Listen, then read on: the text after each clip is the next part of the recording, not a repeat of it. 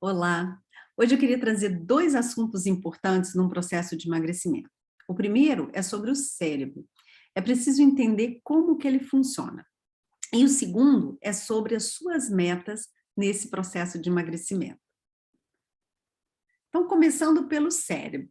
O cérebro, a gente sabe que é a nossa máquina mestra, né? Ele é responsável pelos nossos resultados. Então, eu preciso entender o que que acontece com essa máquina poderosa, que é algo bem complexo quando se fala em comida. Ele é dividido em três partes: cérebro reptiliano, o sistema límbico e o neocórtex. Para ter um comportamento funcional, essas três partes devem estar em harmonia, mas nem sempre é assim que funciona. Eu vou falar de cada um das três partes. O cérebro reptiliano, ele foi desenvolvido lá na pré-história. A gente chama que é um cérebro de sobrevivência, né? E na pré-história, a gente sabe que havia a escassez de alimentos, né? E esse cérebro precisou se adaptar para esses períodos de fome. Então, até hoje, né, o nosso cérebro ele é programado para isso. Por isso que as dietas restritivas, elas não funcionam, porque você liga esse sistema de alerta, né, do nosso cérebro reptiliano, e ele age contra essa perda, porque ele foi programado para isso. Esse cérebro a gente chama de sobrevivência, porque ele se encarrega de todas as nossas funções básicas, né? Respiração, digestão, batimento cardíaco, se encarrega de respostas musculares. Então, ele é um cérebro muito importante, que no momento de escassez de comida, ele vai ligar o sinal de alerta vermelho e vai fazer com que o corpo, né, se prepare para retomar essa perda que ele teve. Já o cérebro do sistema límbico, que é essa região aqui, né, ela é, os mamíferos já têm essa parte do cérebro, é o cérebro ligado nas emoções. Essas emoções são emoções que a gente guarda desde a nossa concepção, né, e traz para a vida adulta. Então, a gente sabe que essa parte da emoção é uma parte muito forte quando a gente pensa em comida. Por quê? Porque todas as frustrações que nós tivemos, desde quando éramos bebês, lidava-se com, principalmente com sabor doce, né? Como leite materno ou leite mesmo, né? De preparação. Então, o bebê ele podia estar com fome, com xixi, com cocô e sempre, ou com cólica, ele era lidado com essas frustrações. Então, ele começa a entender que todas as frustrações vem uma comida aí, vem alguma coisa boa, né? E isso vai ficar também, né, programado ali nesse sistema límbico até a vida adulta. Quando você vai crescendo, é a mesma coisa. Nós, cuidadores, né, quem já foi mãe ou cuidou de alguma criança, costumávamos, né, lidar com isso. A criança cai e recebe um doce.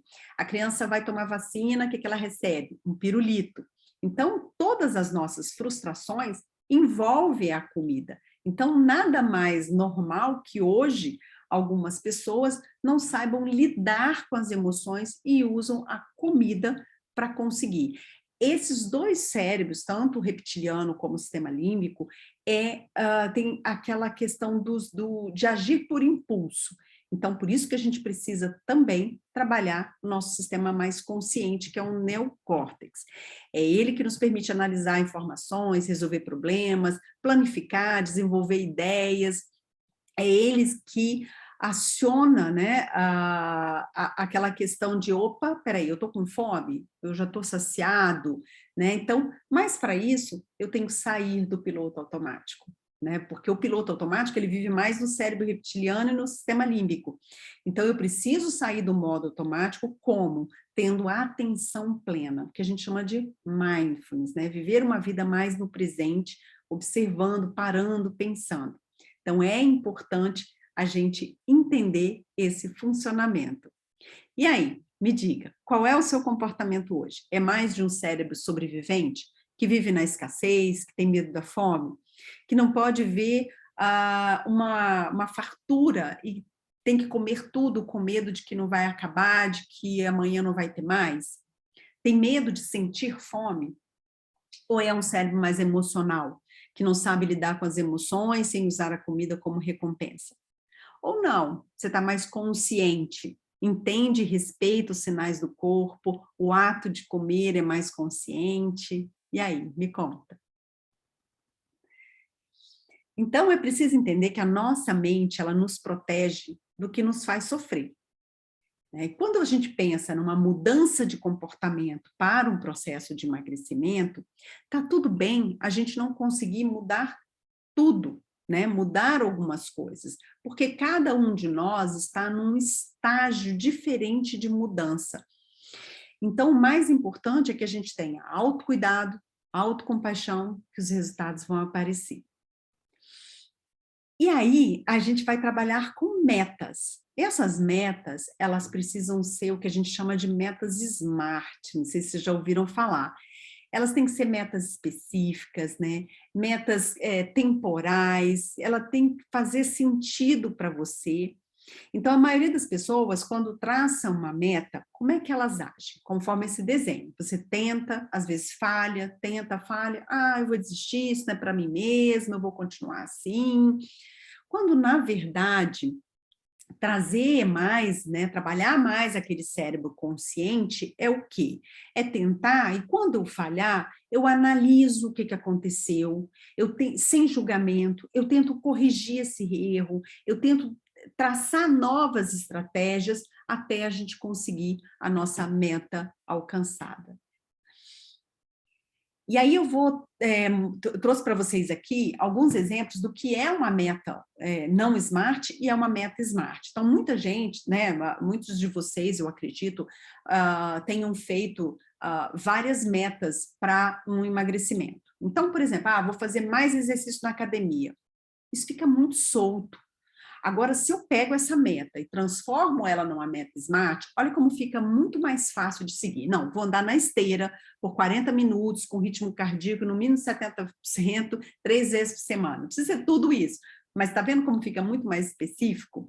Andar 5 vezes por semana, fazer peso 2 vezes por semana e tomar a bebida proteica 1 vez por dia, sei lá. Não, vou andar 5 vezes por semana por 30 minutos às 6h30.